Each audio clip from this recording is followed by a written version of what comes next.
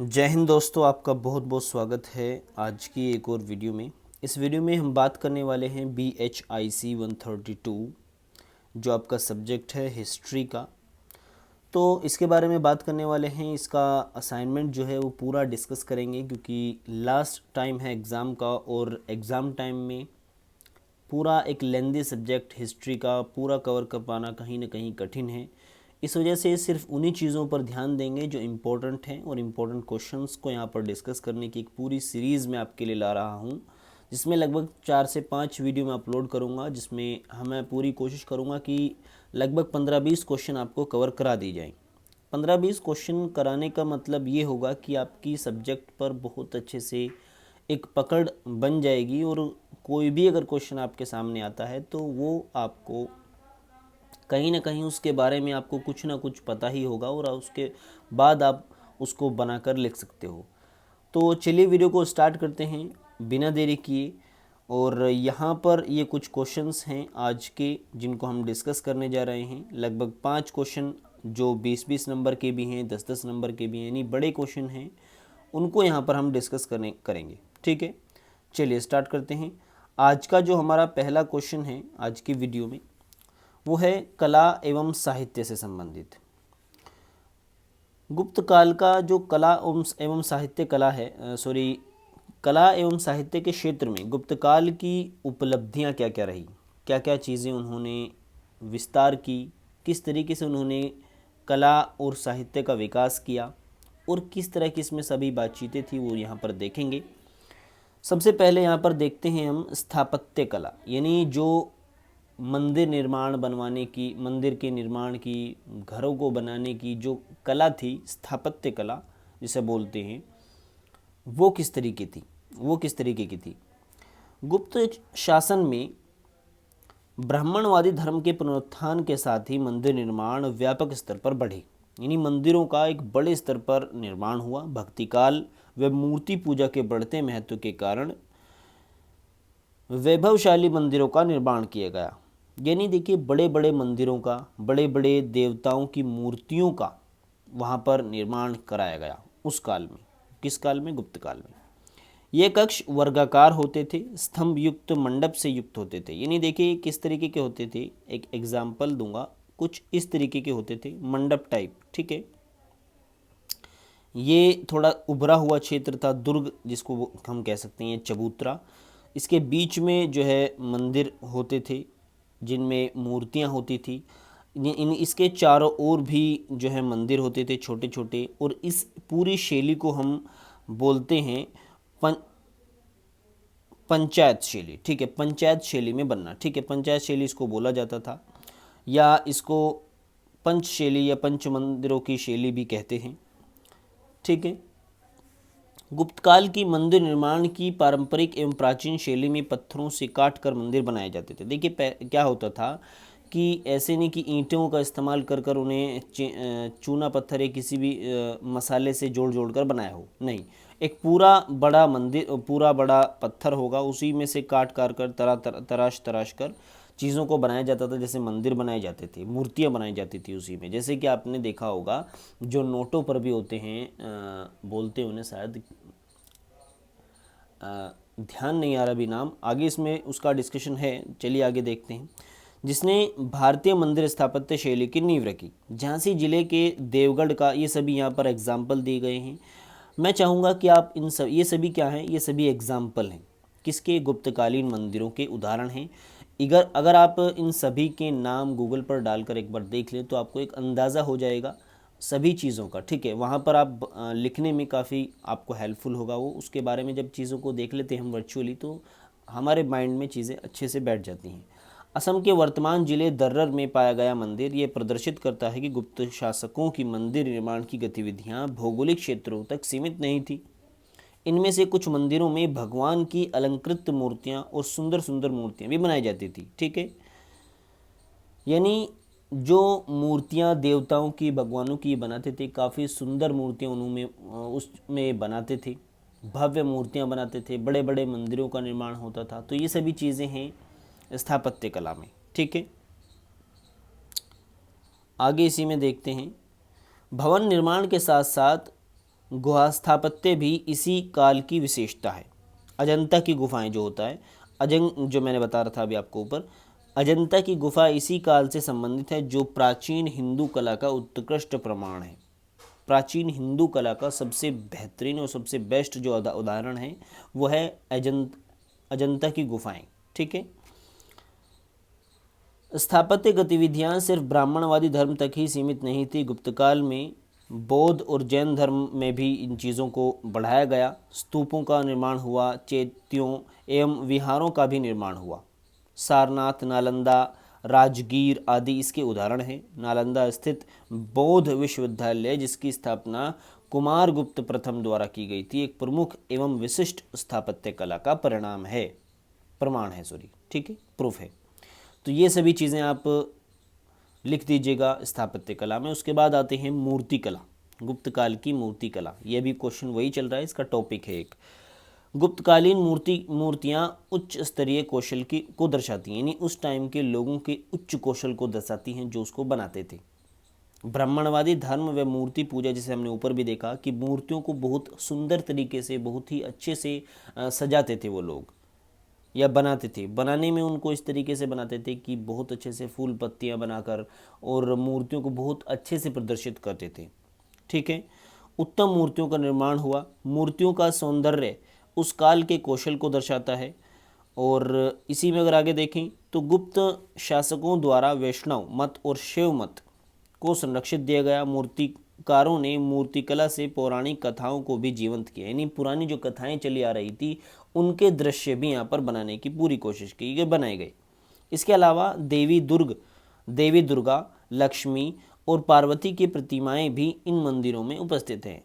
बंगाल में सूर्य मूर्ति का मिलना उस काल में सूर्य की पूजा को दर्शाता है कि लोग सूर्य की पूजा भी करते थे। ठीक है।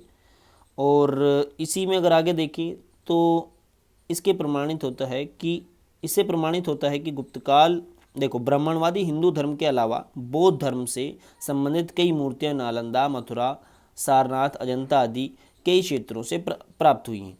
इससे प्रमाणित होता है कि गुप्त शासकों ने ब्राह्मणवादी धर्म के अलावा भिन्न मतों के प्रति उदारता दिखाई। ठीक है, एक उदार मत के वो स्वामी थे, यानी विभिन्न धर्मों को मानते थे, उनको सपोर्ट करते थे। जैसे जैन धर्म हुआ, बौद्ध धर्म हुआ, हिंदू तो था ही। ठीक है, इस तरह की चीज़ें थी। गुप्तकालीन बौद्ध मूर्तियों की प्रमुख विशेषताओं में बुद्ध के घुंघराले केशव, विभिन्न हस्त मुद्राएं, वस्त्र विन्यास आदि सम्मिलित थे। आपने भी देखा होगा जो घुंघराली बाल जिसमें दिखाए गए हैं, बहुत सी मूर्तियां ऐसी जिनमें बुद्ध के घुंघराली बाल दिखाए गए हैं, तो वो गुप्त काल की मूर्तियां हैं, वो शैली गुप्त काल की है। ठीक है, इस तरह की इसमें आप लिख दीजिएगा, इतनी काफ़ी हैं। उसके बाद आता है चित्रकला। प्राचीन भारतीय इतिहास में गुप्तकालीन चित्रकला का महत्वपूर्ण स्थान है। गुप्तकालीन चित्रकला के उत्कृष्ट उदाहरण हैं अजंता की भित्तियाँ। अजंता की गुफाएं हमने बात की थी ऊपर, उसकी जो दीवारें हैं उन पर जो चित्र बने हुए हैं वो एक बेहतरीन उदाहरण है मूर्ति चित्रकला के। ठीक है। अजंता की 29 गुफाएं जो प्राकृतिक सुंदरता से भरपूर हैं, औरंगाबाद महाराष्ट्र के अश्वाकार पर्वत पर स्थित होती हैं ये। ठीक है। गुप्तकालीन चित्रकला की उत्कृष्ट शोभा एवं भव्यता का अद्वितीय उदाहरण है। ये सभी क्या हैं, गुप्तकाल की जो चित्रकला है उसको एक बेहतरीन तरीके से दिखाते हैं, उसका एक बेहतरीन नमूना है, उदाहरण है। गुप्तकालीन चित्रकला केवल 1, 2, 16, 17, 19 संख्या वाली गुफाओं में ही शेष है। अजंता भित्ति चित्रों की प्रमुख विशेषताएं हैं, यानी इन क्षेत्रों पर ही सिर्फ बची हैं और में या तो नष्ट हो गई या खराब हो गई। ठीक है। अगर बात की जाए अजंता की गुफा है, उसकी जो दीवारें हैं उस पर जो चित्रकला हुई है उनकी क्या विशेषताएं हैं, तो उनकी अगर विशेषता की बात की जाए तो एक मिनट। ठीक है। सबसे पहले तो बुद्ध और बोधिसत्व के जीवन दृश्य को दिखाया गया है, जीवन के जो दृश्य हैं उनका चित्रण किया गया है।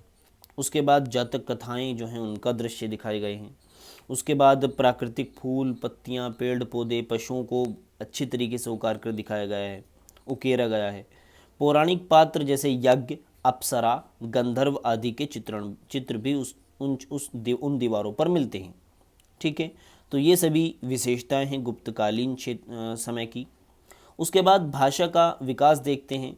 तो भाषा के विकास में गुप्तकालीन शासकों ने संस्कृत भाषा को बहुत अच्छे से महत्व दिया। ठीक है, संस्कृत भाषा का मतलब उन्होंने सपोर्ट किया। संस्कृत का प्रयोग शिलालेख में होता था, अभी स्तंभ लेखों में होता था। स्तंभ लेख आप समझ रहे हो कि जो स्तंभों पर लिखे होते हैं, दीवारों पर और खंभों पर चीज़ें लिखी होती हैं। तो ये चीज़ें तभी किसी भाषा में लिखी जा सकती हैं, जैसे कोई नोटिस गवर्नमेंट की तरफ से जारी हुआ है, या आम जो बातें, जैसे किसी ने किसी क्षेत्र को बनवाया है, उसकी दीवार पर उसका नाम वगैरह। तो ये चीज़ें जब भी किसी भाषा में बनाई जाती हैं जब लोग उसको पढ़ना जानते हों। तो इसका मतलब ये है कि संस्कृत भाषा को अच्छे से लोग पढ़ना जानते थे, लिखना जानते थे। दान पात्र जो दान पत्र होते थे उन पर भी संस्कृत भाषा का इस्तेमाल हुआ है, उनमें भी।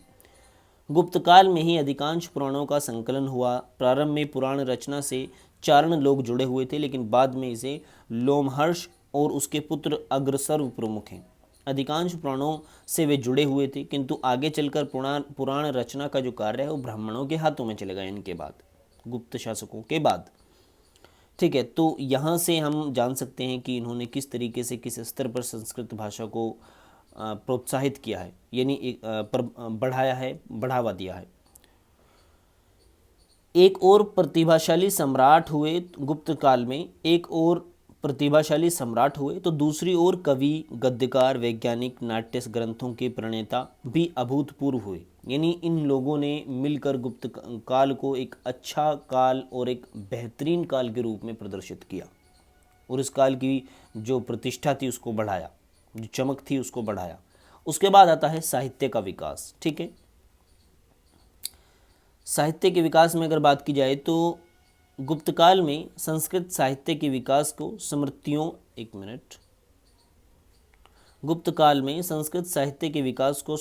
पुराणों और महाकाव्यों की रचना के संदर्भ में देखा जा सकता है। जैसे हमने ऊपर भी डिस्कस किया है कि यहाँ पर पुराणों का जो संकलन हुआ वो हुआ संस्कृत भाषा में, साथ ही महान कवि हुए, लेखक हुए, तो संस्कृत भाषा का उन्होंने इस्तेमाल किया, संस्कृत साहित्य का उससे विकास हुआ। ठीक है, ये रचनाएं नव हिंदुवाद के सिद्धांतों, धर्मादेशों, दार्शनिक विचारों और नैतिकता से संबंधित थी, जिनका उपयोग लोगों को शिक्षा देने के लिए भी किया गया था। नैतिकता और सामाजिक व्यवहार पर आधारित ग्रंथों में विष्णु स्मृति, नारद स्मृति, ये सभी आप थोड़े से नाम याद रखने की कोशिश कीजिएगा, इम्पोर्टेंट है। ठीक है, चलिए इसमें आगे बढ़ते हैं। इतना बहुत है इसमें, इतना अगर आप पढ़ लेते हो, सभी हमने जाना कि साहित्य का विकास, भाषा का विकास, चित्रकला, साहित्य कला, ये सभी चीज़ें, स्थापत्य कला सॉरी, तो ये इतना बहुत है। इतना अगर आप जान ले तो इस क्वेश्चन में बहुत आप कुछ लिख सकते हो बनाकर। अगला क्वेश्चन यहाँ पर है, राजपूतों के उदय के विभिन्न सिद्धांत क्या क्या रहे। देखिए, राजपूत जो लोग हैं उनका उद्भव कैसे हुआ, उनका विकास कैसे हुआ, किस तरीके से वो सामने आए, तो इसकी अलग अलग विचारधारा है, अलग अलग मत हैं। पहला मत जो एक तरीके से मिथक भी माना जाता है, यानी कि एक फेक मत भी माना जाता है, एक भ्रम भी माना जाता है कि पृथ्वीराज रासो के अनुसार राजपूतों की जो उत्पत्ति है वो अग्निकुंड से हुई। जब परशुराम ने क्षत्रियों का विनाश कर दिया तब समाज में बड़ी गड़बड़ी फैल गई।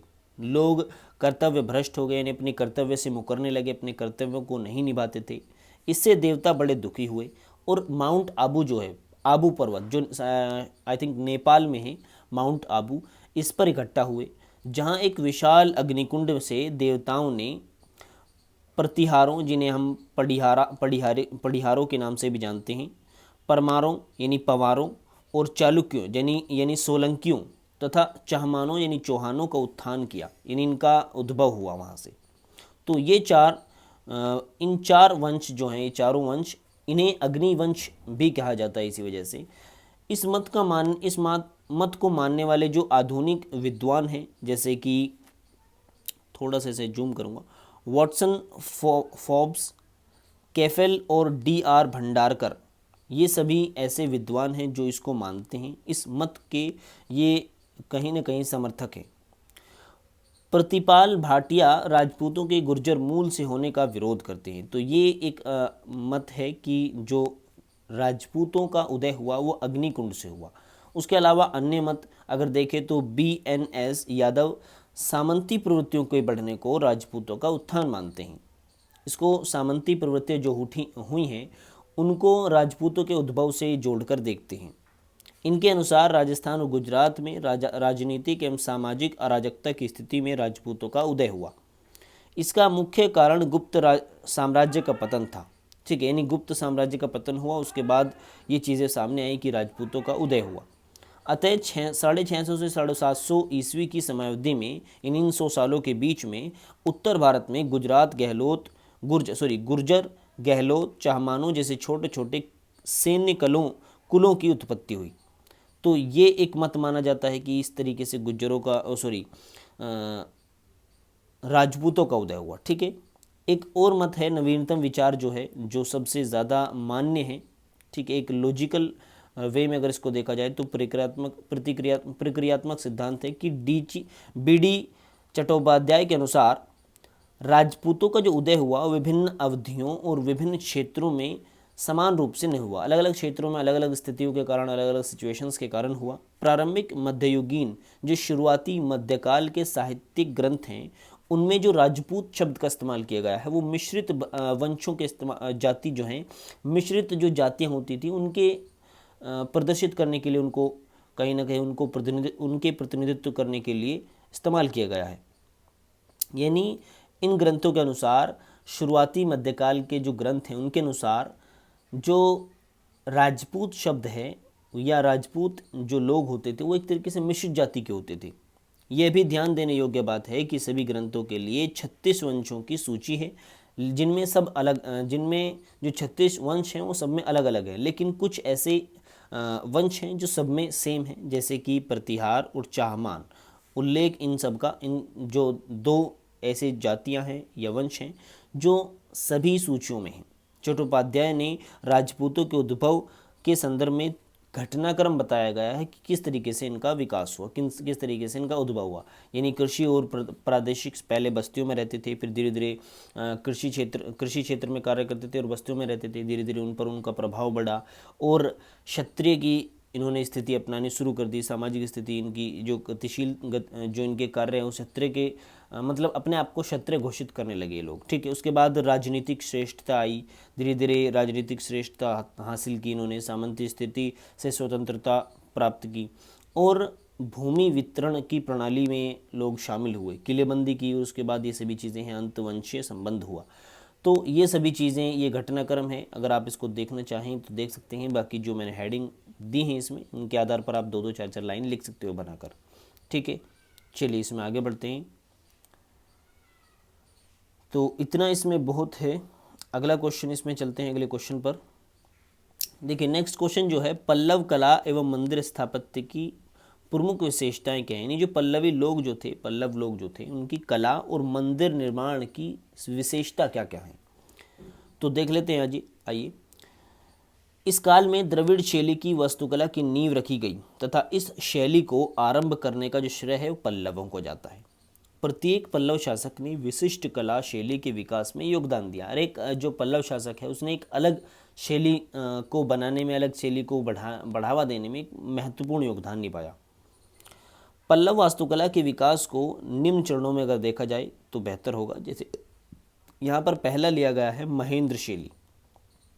महेंद्र वर्धन के समय गुफा मंदिरों का निर्माण, यानी गुफाओं के अंदर मंदिरों का निर्माण होता था।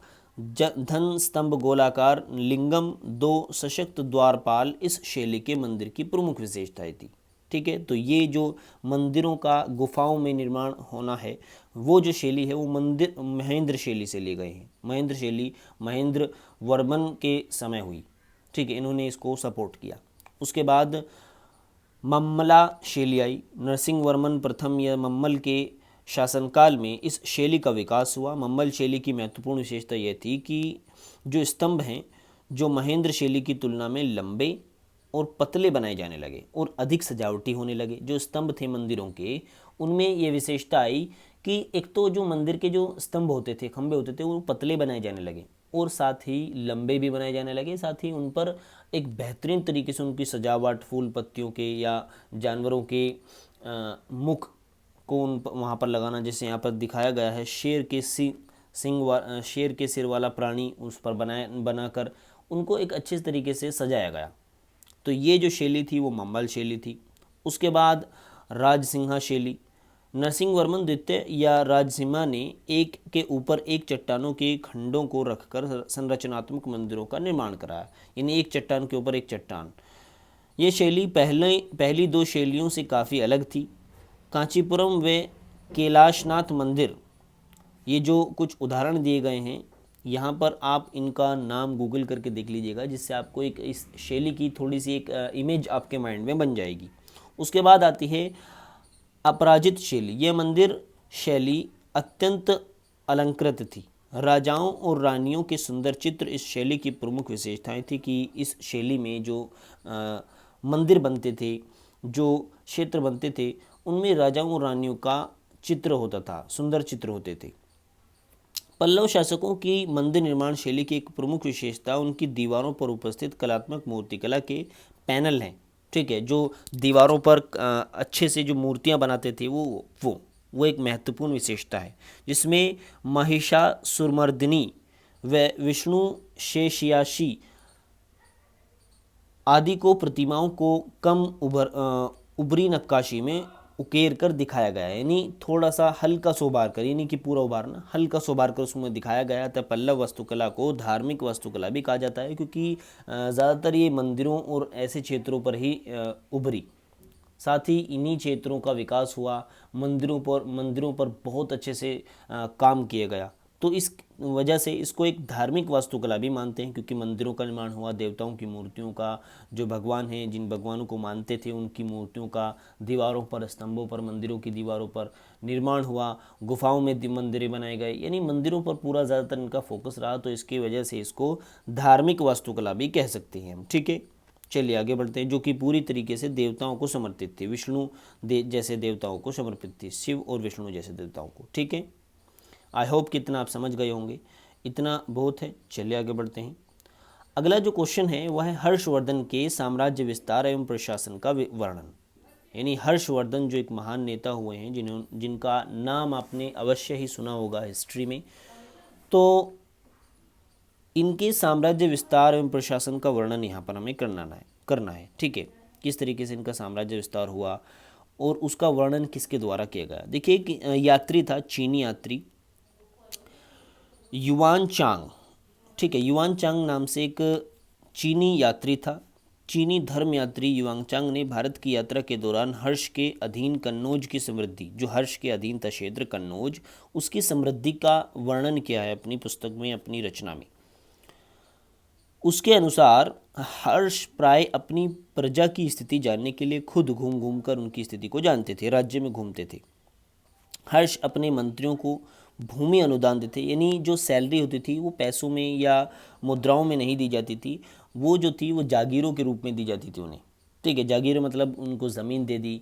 ठीक है, उससे वो कर वसूलते थे या फसल उगाकर उससे फ़ायदा उठाते थे। ठीक है, बौद्ध धर्म की महायान शाखा का सपोर्ट करता था जो हर्षवर्धन थे। वो बौद्ध धर्म की महायान जो शाखा थी, जिसे हमें पता है कि बौद्ध धर्म दो भागों में बट गया था, महायान और हीनयान। तो जो महायान शाखा थी उसको संरक्षण प्राप्त था हर्षवर्धन का।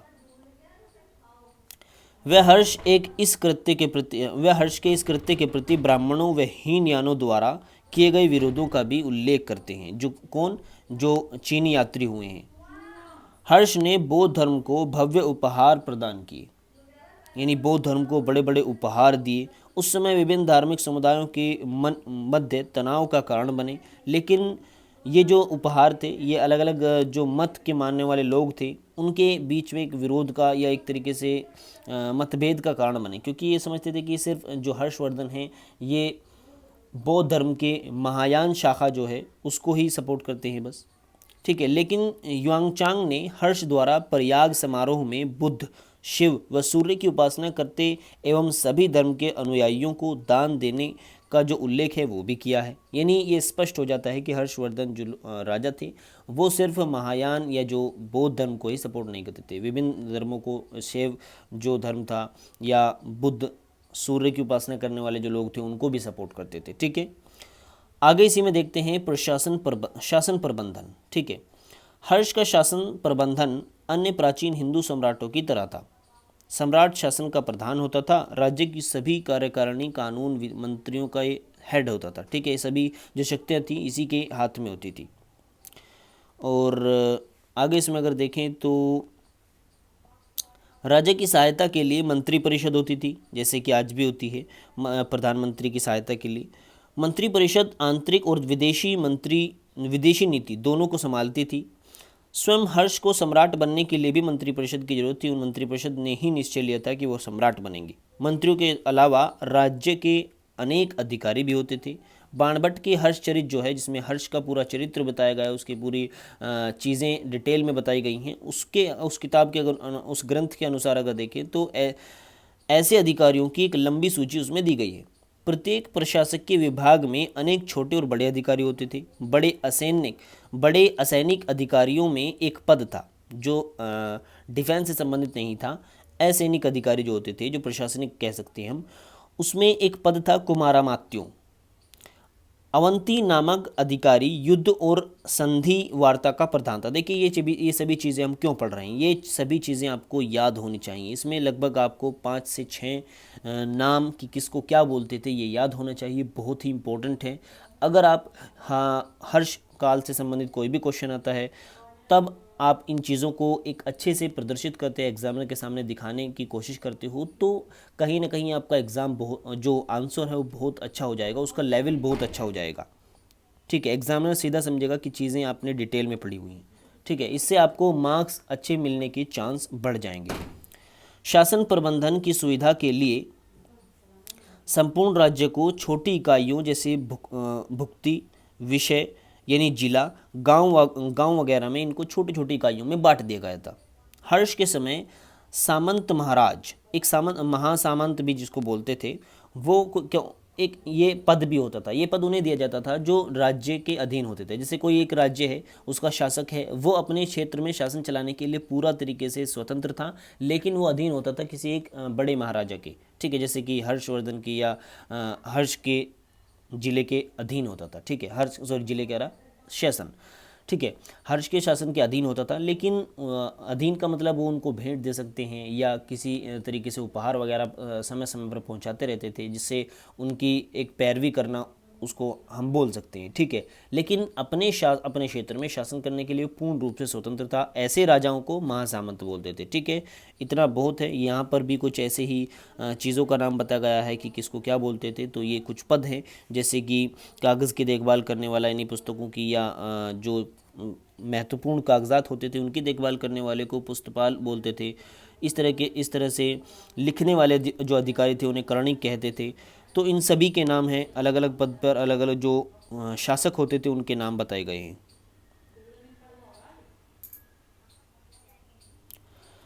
यहाँ पर इसकी सेना के बारे में भी थोड़ा चर्चा है। हर्ष ने एक विशाल सेना रखी हुई थी।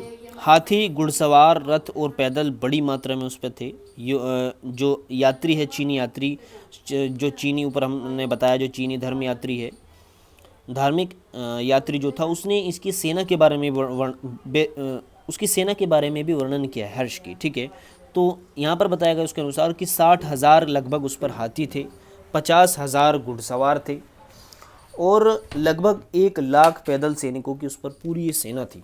तो कहीं ना कहीं बहुत बड़ी सेना हर्ष पर थी। युआनचांग ने लिखा है कि पैदल घुड़सवार, रथ सवार और गज सेना राज्य की सेवा के प्रमुख अंग थे। हाथियों को जिरह बख्तर पहनाया जाता था और उनकी सूंड में तेज धार वाला शस्त्र लगा दिया जाता था, जिससे वो युद्ध क्षेत्र में अच्छे से लोगों को, जो विरोधी दल है, उसको नुकसान पहुंचा सकें। तो इस तरह के उपकरण इस्तेमाल किए जाते थे अपनी सेना को या उसकी ताकत को बढ़ाने के लिए। ठीक है, इतना बहुत है।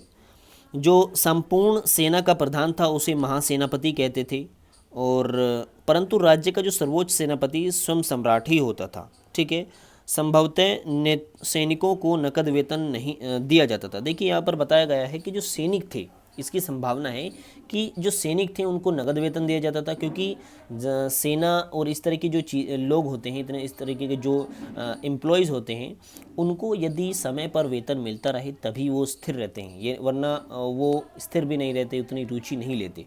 तो हर्ष ने ये चीज़ें अपनाई कि जो सेना थी उसको समय समय पर वेतन की व्यवस्था की गई, टाइम टू टाइम जो टाइम होता था उसको वेतन मिलता रहा, नगद वेतन। साथ ही जो अन्य अधिकारी थे, जो आला अधिकारी थे या जो क्षेत्रीय अधिकारी थे उसके, उनको वेतन न देकर, पैसे या मुद्राएं न देकर वहाँ पर उनके लिए जागीरों की व्यवस्था की गई। ठीक है, जागीरें दी गई उन्हें। ठीक है, जागीरें यानी ज़मीनें दी गई। ठीक है, तो इस तरह की बातचीत इसमें है।